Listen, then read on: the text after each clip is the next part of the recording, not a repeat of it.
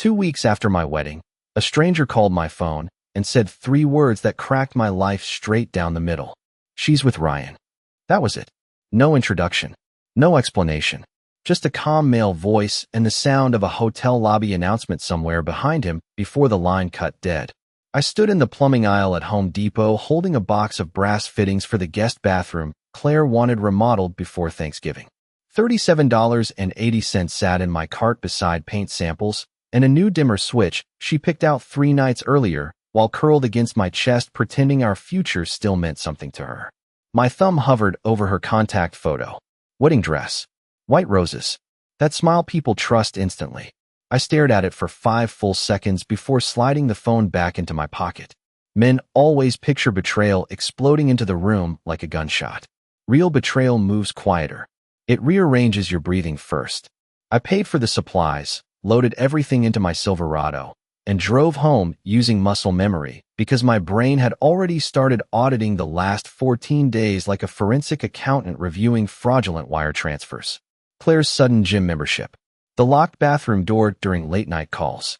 The new password on her MacBook. Her cash withdrawal at Chase 2 days ago. $800. Small enough to hide. Large enough to mean planning. By the time I pulled into the driveway, I had already opened our joint banking app twice and downloaded the last 30 days of transactions into a spreadsheet. Marriage teaches you habits. Engineering teaches pattern recognition. Claire stood in the kitchen wearing one of my old college sweatshirts, chopping cilantro for taco bowls like she belonged inside a commercial for newlywed happiness. She smiled the second I walked in. Soft eyes, bare feet, diamond ring catching under cabinet light. The exact image a man would kill himself protecting. "You got the brushed nickel one, right?" she asked. I set the bags on the island and kissed her forehead because reflex still outran reality. Yeah. Her phone buzzed near the sink. She moved fast. Too fast. Screen flipped downward before my eyes reached it. Tiny movement. Half a second. Enough to trigger instinct harder than the anonymous call ever could. Claire kept talking about backsplash tile while her pulse hammered in the hollow of her throat. I noticed because I had spent 6 years memorizing her tells. Every spouse does. Most just ignore them until the house burns down. During dinner, she laughed at a story about our honeymoon in Napa. I laughed too. That part scared me afterward. The performance came naturally. Somewhere between the chicken and rice, I opened our Verizon account under the table and checked recent call logs. One number repeated across 12 days. No name attached. Burn phone maybe. Or prepaid line. Texas area code. My stomach tightened slowly instead of sharply, like a bolt turning deeper into metal. Claire reached across the table and squeezed my wrist. "You've been distant today." Her voice carried concern polished smooth from rehearsal. I nodded once. "Long day." She accepted that answer immediately because guilty people love simple explanations. At 10:14 p.m., she carried 2 wine glasses upstairs and asked if I wanted to watch another episode of that renovation show she liked. I told her I had invoices to finish for a client bid. She disappeared into the bedroom humming softly. I sat alone in the living room with my laptop open beside our wedding album. $48,000 for the ceremony. 70 guests. Oceanfront venue in Santa Barbara. Private vows under string lights. I zoomed into one photo until Ryan Carter's face appeared in the 3rd row near the back. Claire's ex-boyfriend. Former college baseball player. Real estate broker now. I remembered Claire insisting he deserved an invitation because they ended maturely. At 11:03 p.m., my phone vibrated again. Same blocked number. This time a photo came through before the caller spoke. Claire's silver Audi sat outside the Marriott downtown garage. Timestamp 22 minutes earlier. Then the voice returned, calm as a banker closing escrow. "You should probably see which room she's in before she deletes the reservation email." I stared at the Marriott reservation screen for almost a full minute before my hands moved again. Room 814. Booked under Claire Walker. 1 guest requested. Check-in at 8:12 p.m. The confirmation email sat buried inside her Gmail trash folder because people hide things where they assume nobody wants to look. I forwarded the receipt to a private Proton Mail account, downloaded the PDF, then opened our American Express statements beside it. Same pattern surfaced immediately. 2 unexplained charges during the past 10 days. A steakhouse downtown. Valet parking. Premium cocktails. Ryan Carter sold luxury condos for a living. Men like him always stage desire the same way. Expensive dinner. Hotel suite. Emotional nostalgia packaged as fate. Claire slept upstairs while I built a timeline of my marriage collapsing in real time. Wedding on June 14th. Hotel dinner June 21st. Cash withdrawal June 26th. Marriott booking June 28th. The speed bothered me more than the betrayal itself. Most affairs rot slowly under the floorboards. This one sprinted straight through the front door, wearing my wife's wedding ring. At midnight, I opened Ryan's brokerage website and studied his headshot beside market awards and fake motivational quotes about integrity. Gray suit. Veneers too white. Rolex Submariner peeking under his cuff.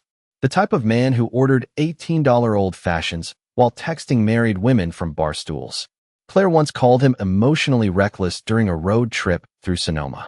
I remember because she laughed while saying it. Funny how women describe danger with affection long before they return to it. I leaned back in my chair and replayed our wedding vows from memory. Claire cried while promising loyalty. Her mascara ran slightly near the word forever. Everybody called it beautiful. Looking back, maybe guilt had already entered the room before I did. My laptop screen reflected against the dark windows while another notification hit my inbox. Shared location request accepted. My chest tightened instantly. I never sent one. Someone else had. Then the map opened. Claire's iPhone pulsed inside the Marriott Tower downtown. Floor-level accuracy enabled. That detail mattered because Claire barely understood privacy settings. Ryan probably configured everything himself and forgot to disable a secondary permission afterward. Sloppy men create clean evidence. I zoomed closer. The signal stayed fixed for 13 straight minutes. Room level stationary. No restaurant movement. No elevator movement. I rubbed both hands over my face slowly, forcing oxygen back into my lungs while my brain shifted from husband into analyst. Emotion clouds facts. Facts survive courtrooms. I opened another spreadsheet and started cataloging every major asset tied to our marriage. Joint checking. Home equity. Retirement accounts. Claire carried student loan debt from grad school, while my consulting firm covered 80% of our household income. 2 weeks earlier, I would have called that partnership. Tonight, I called it exposure. At 12:43 a.m., Claire texted me from upstairs. Coming to bed soon?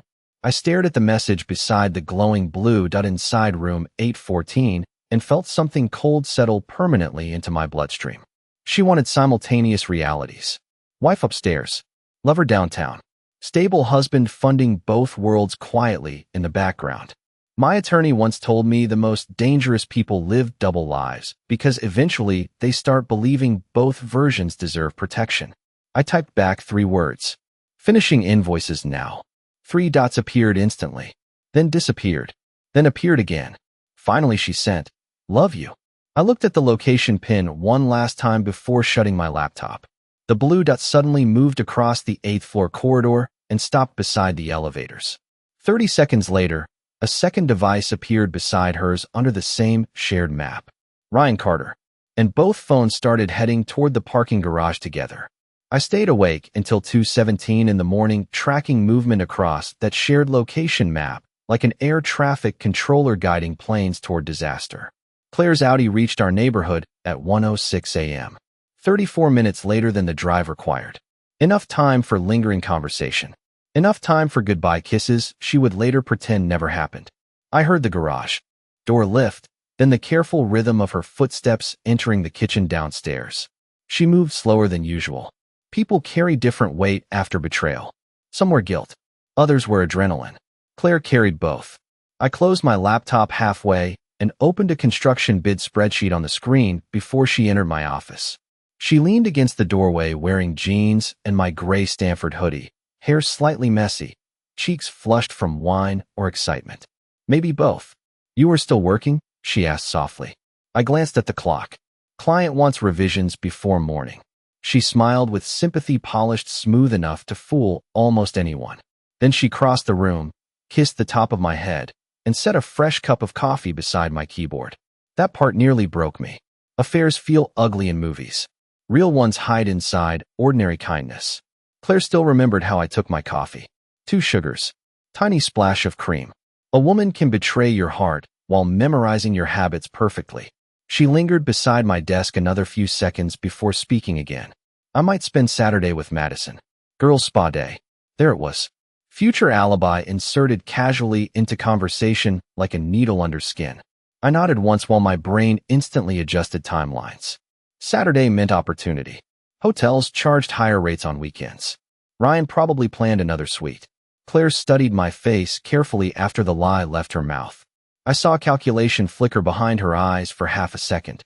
Cheaters monitor emotional temperature constantly. They test suspicion the way gamblers test loaded dice. Sounds fun, I answered calmly. Her shoulders relaxed immediately. Confirmation received. Husband stable. Operation protected.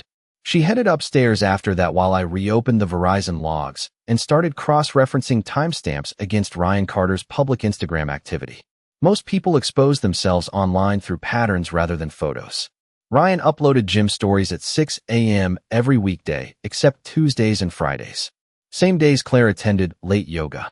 My stomach tightened harder with each connection.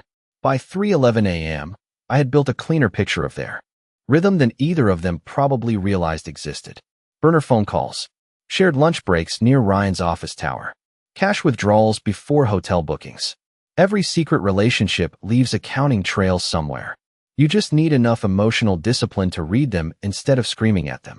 The next morning, Claire curled beside me in bed scrolling Pinterest boards for kitchen renovations while sunlight cut across the comforter. She looked peaceful, newlywed peaceful, the kind of woman neighbors trust with house keys and holiday recipes. Then her Apple Watch vibrated.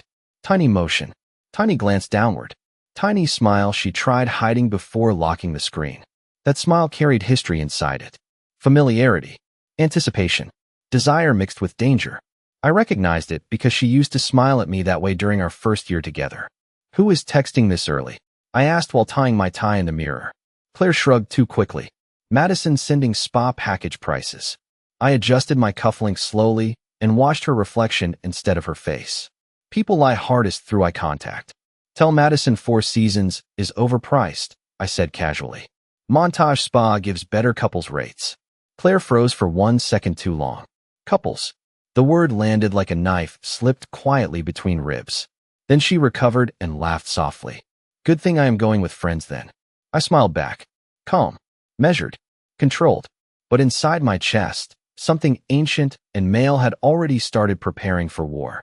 Right before leaving for work, I grabbed my keys from the kitchen counter and noticed Claire's phone charging beside the sink.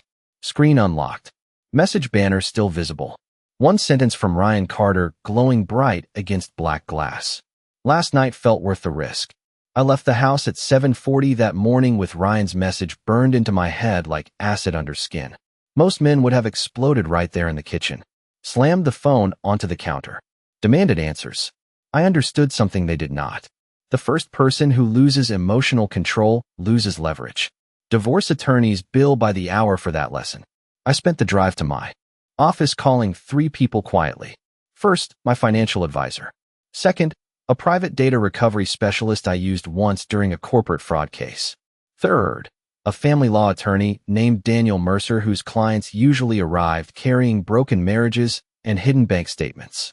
By 9:15 a.m., I sat inside Mercer Legal Group watching Claire's smiling wedding photo disappear into a manila folder labeled Potential Asset Exposure. Daniel flipped through the documents I printed overnight while tapping a Mont Blanc pen against the table. Short marriage helps you, he said evenly. 2 weeks means limited commingling. Cleaner separation if this turns hostile. Hostile. Strange word for betrayal. Like calling a wildfire an inconvenience. I slid Ryan's hotel timestamps across the desk next. Then the burner phone records. Then screenshots from the Marriott receipt. Daniel studied everything with the calm face surgeons use before cutting people open. You already did 80% of the work, he said. Most spouses arrive with emotions. You arrived with evidence. That sentence landed harder than I expected. Evidence. Somewhere during the past 48 hours, my marriage had transformed into documentation. I authorized a post-nuptial asset review before leaving his office. Quiet move. Preventive move. Claire still believed she shared unrestricted access to every account tied to my consulting business. By noon, she no longer did. I transferred $280,000 from our joint savings into a protected operating account linked exclusively to my firm.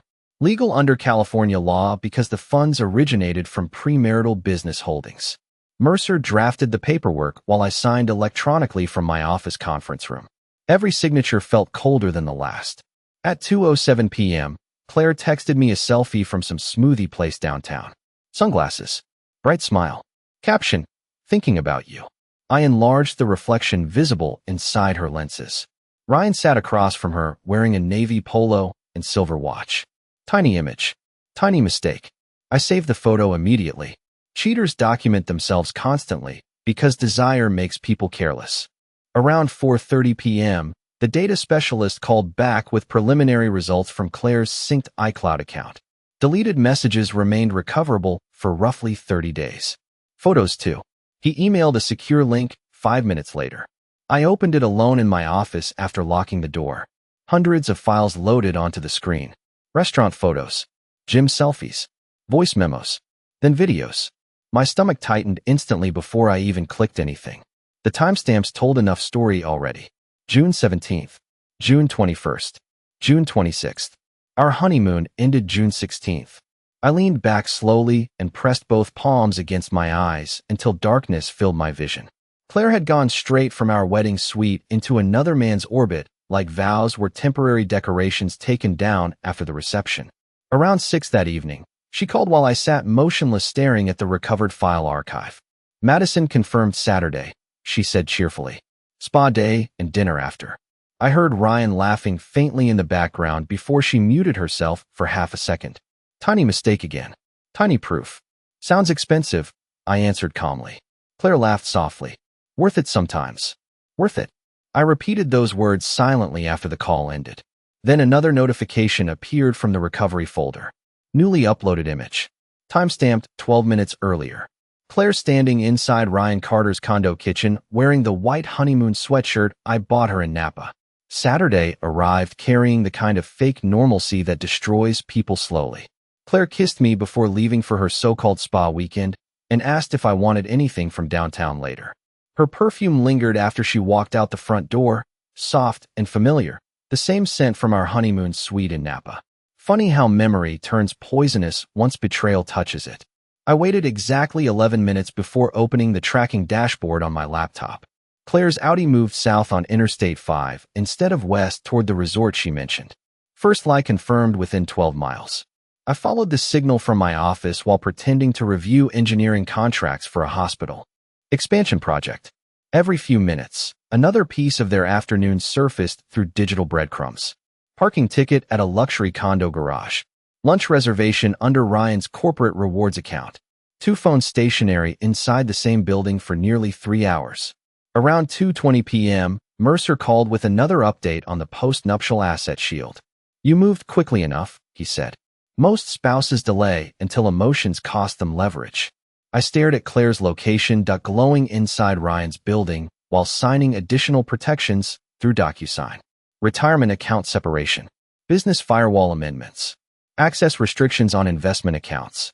Marriage had turned into infrastructure defense. Strange transformation for something that began with handwritten vows under string lights. Around 4 that afternoon, curiosity finally outweighed pain. I drove downtown and parked 2 blocks from Ryan's condo tower with a baseball cap pulled low over my face like some middle-aged private investigator from a cable drama. The concierge barely glanced at me when I entered carrying a clipboard and fake work order folder. Confidence opens more doors than authority ever does. I reached the 8th floor using the service elevator and stood motionless near the hallway corner outside Unit 814. Their voices drifted faintly through the door. Claire laughed first, then Ryan. Comfortable laughter. Familiar laughter. The sound hit harder than any photograph because intimacy lives inside rhythm. 2 people who laugh easily together have already crossed emotional lines long before physical ones. I looked down and noticed Claire's shoes beside the doorway. White sandals I bought her in Carmel during our honeymoon week. My chest tightened slowly while I imagined her walking barefoot through another man's kitchen wearing pieces of the life we built together. Then Ryan spoke clearly enough for every word to land. He still believes this marriage means something. Silence followed for half a second. Then Claire answered quietly. Ethan loves stability. He loves routines. As long as life looks normal, he stays calm. I froze completely. That sentence stripped something raw inside me because she sounded analytical instead of guilty, like she had studied me instead of loved me.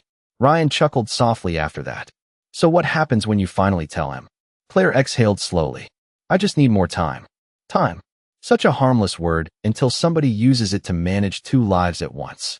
My grip tightened around the clipboard while my brain replayed every soft moment from the past 2 weeks through an entirely different lens. Every kiss, every dinner, every late-night conversation, strategic emotional maintenance, marriage as crowd control. I stepped backwards silently toward the elevator and pulled out my phone before leaving the hallway. One photo captured both pairs of shoes beside Ryan's front door. Timestamped, geotagged, clean evidence. But before the elevator doors closed, another voice echoed from inside the condo. Female voice. Older. Sharp. Claire, your mother keeps asking when you are giving Ethan the news. I drove home that evening with Claire's voice replaying inside my head like courtroom testimony. Ethan loves stability. She said it with clinical certainty, like she had reduced 6 years of loyalty into a personality weakness she could manage. By the time I pulled into the driveway, the grief had started changing shape. Pain still lived there, buried deep under my ribs, but something colder had begun organizing it. Structure, strategy, direction. Claire sat cross-legged on the couch wearing reading glasses and one of my old navy sweatshirts while scrolling through kitchen renovation blogs on her iPad. Domestic, peaceful, beautiful in the exact way Betrayal prefers. She smiled when I walked in and lifted a small white envelope from the coffee table. Guess what came today? She asked brightly.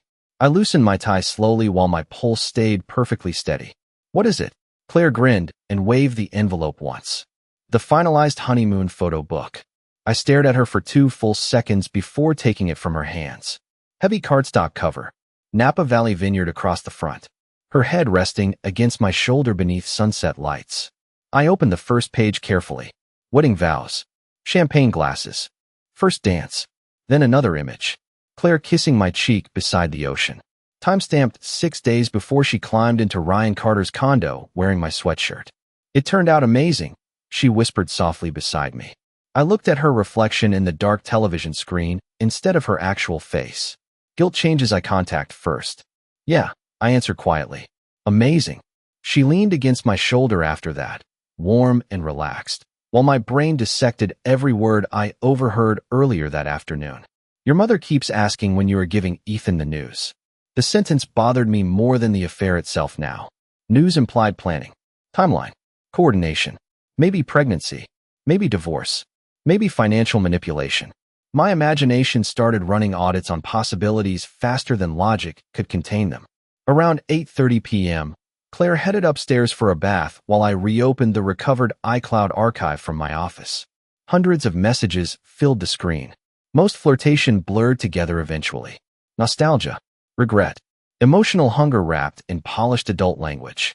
Then I found the thread from 3 nights before our wedding. Ryan, you still have time to walk away. Claire, I already made my choice. Ryan, then why are you crying every time we talk? Long pause between messages. Then Claire answered, because marrying Ethan gives me stability. You give me something else. I leaned back slowly in my chair while silence swallowed the room whole. Stability. There it was again. Same word. Same calculation. My marriage had never been built on love equally shared. Claire built hers on emotional diversification, like somebody balancing investment portfolios. One man for safety, another for desire. I rubbed my jaw hard enough to feel stubble scrape against my palm, while another recovered file downloaded automatically onto the screen. Audio recording. 47 minutes long. Created yesterday at 1:12 a.m. I pressed play carefully. Claire's voice filled the office instantly, soft and intimate. Ryan laughed somewhere nearby. Glasses clinked faintly in the background. Then Claire spoke the sentence that finally snapped something permanent inside me. Once Ethan transfers me onto the business accounts permanently, I can leave without destroying my lifestyle. My breathing slowed instead of quickened. Strange reaction. Calm settled over me with terrifying clarity. Every confusing piece suddenly locked together into one complete machine. The rushed wedding, the sudden affection, the pressure to merge finances quickly. Ryan was never the interruption. Ryan was part of the plan from the beginning. Upstairs, water shut off in the bathroom. Claire started humming softly while moving around our bedroom. Meanwhile, I sat alone in the dark office listening to my wife casually discuss the future she planned after using me. The next 3 days changed me more than the affair itself. Betrayal hurts once. Understanding the full architecture behind it rewires your entire nervous system. I stopped reacting emotionally and started operating strategically. Monday morning, Mercer finalized the separation firewall around my consulting firm. Claire still believed our future included shared ownership documents and expanded account access. Meanwhile, every critical asset had already shifted behind legal barriers she could not touch without litigation. I signed paperwork between engineering meetings while she texted me heart emojis and grocery lists. The contrast felt surreal. By Wednesday, I hired a forensic accountant named Valerie Hines to audit every transaction tied to our joint accounts since the engagement. Affairs create spending patterns, she explained while scanning bank exports across dual monitors. People hide emotions poorly. They hide money even worse. She proved that within 2 hours. Ryan's condo HOA payment history connected indirectly to Claire through recurring transfers masked as consulting reimbursements. $7,000 across 4 months. My stomach tightened when I saw the timeline. Claire started financially supporting him before she accepted my proposal. Valerie enlarged another spreadsheet and pointed toward a sequence of smaller charges. Jewelry stores, boutique hotels, airline upgrades. This looks coordinated, she said quietly. Almost like somebody preparing an exit strategy. Exit strategy. Another business term invading my marriage. That night, Claire cooked salmon and lemon rice while humming softly around the kitchen like the woman I once planned children with. She asked about my day. Asked whether I still wanted to visit Charleston next spring. Asked if I thought we should start trying for a baby after Christmas. I answered every question calmly while studying her face for traces of humanity buried underneath all the manipulation. Sometimes I still caught glimpses of the woman I fell in love with. That made everything worse. Monsters would have been easier. Thursday morning brought the first crack in their system. Ryan called Claire 6 times between 8:12 a.m. and 9:03 a.m. while she sat beside me at breakfast pretending to read renovation blogs. Each call went unanswered because I had quietly disabled cellular forwarding through our shared Verizon account 30 minutes earlier. Small technical adjustment. Huge psychological effect. Claire's composure started slipping almost immediately. She refreshed her phone repeatedly, checked signal bars, restarted the device twice. Her breathing sharpened each time another missed call notification appeared. Panic always exposes hidden loyalties faster than confession. Everything okay? I asked while sipping coffee. Claire forced a smile that barely held together. Phone is acting weird. I nodded sympathetically. Maybe Verizon. 10 minutes later, she rushed upstairs claiming she forgot paperwork for work. I followed silently halfway up and heard her whispering through the bathroom door seconds later. Ryan, calm down. Stop calling me like this. Her voice carried strain for the first time since all this started. Real strain. Fear strain. I leaned quietly against the hallway wall listening while something dark settled deeper into my chest. Ryan answered loudly enough through speakerphone for pieces to escape the bathroom. Your husband froze another transfer. Claire cursed under her breath. Transfer. Another one. My pulse slowed instantly instead of rising. I told you he monitors accounts more closely after mergers, Claire whispered sharply. Mergers. She described our marriage like a corporate acquisition now. Ryan sounded irritated. Then get access to the business line faster. I am carrying too much debt already. Silence filled the hallway for 2 seconds before Claire answered with the sentence that finally erased every remaining piece of trust inside me. I married him for security, Ryan. I just need a little more time before I leave. I stepped backward quietly before she exited the bathroom, then returned downstairs and opened my laptop calmly at the kitchen island. 5 minutes later, Mercer emailed me updated divorce filing documents with one additional note attached beneath the subject line. You may want to see this before making your final move. Attached below sat a photograph of Claire meeting privately with my father at a downtown steakhouse 2 weeks before our wedding. I stared at the photograph of Claire and my father for a long time before anger finally gave way to something heavier. Disappointment carries more weight when betrayal reaches blood. The image showed them seated inside Delmonico's steakhouse downtown, leaning across the table in serious conversation while my father held a leather folder I recognized instantly. Estate planning documents. My pulse slowed to a dangerous calm as pieces shifted into place one after another. 3 months before proposing to Claire, my father updated portions of the Walker family trust tied to future inheritance structures. He knew exactly how my consulting firm connected to those assets. Claire meeting him privately before our wedding suddenly transformed from strange coincidence into targeted strategy. I called Mercer immediately. "I need everything connected to my father pulled," I said quietly. No hesitation. No explanation. Mercer understood the tone instantly. "Give me 2 hours." Claire spent that evening pretending life still moved normally between us. She ordered Thai takeout, talked about paint colors for the guest bedroom, rested her bare feet across my lap, while watching some renovation show where couples argued about kitchen islands and granite countertops like those were real marital problems. I responded carefully, matching her energy just enough to keep the illusion stable. Inside, my brain kept replaying the sentence from the bathroom upstairs. I married him for security. Somewhere along the way, I stopped feeling like a husband and started feeling like infrastructure. Around 9:40 p.m., Claire fell asleep beside me on the couch with her head against my shoulder while her phone charged on the end table. The screen lit briefly from another incoming message. "Ryan again. Your delay is costing us." Us. Such a revealing word. I carried Claire upstairs carefully afterward and tucked the blanket around her while she slept peacefully under the same roof she planned to abandon strategically. Watching her there almost weakened me for a second. Almost. Then my phone vibrated. "Mercer, your father created a secondary trust 6 weeks ago," he said immediately. "Guess who appears as future beneficiary advisor if anything happens to you after marriage?" Cold silence filled my chest. "Claire," I answered quietly before he even confirmed it. Mercer exhaled once. "Yes."